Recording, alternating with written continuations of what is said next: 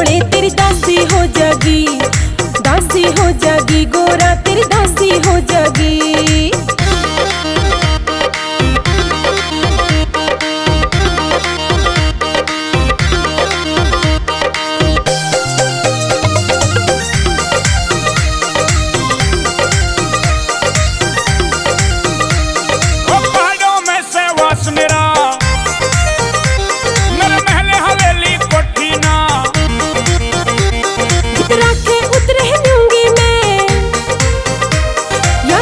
मेरी कद छोटी ना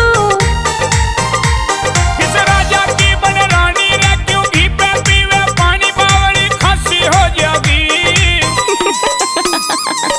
हंसी हो जागी रे गोरा हंसी हो जागी रे गोरा हंसी हो जागी।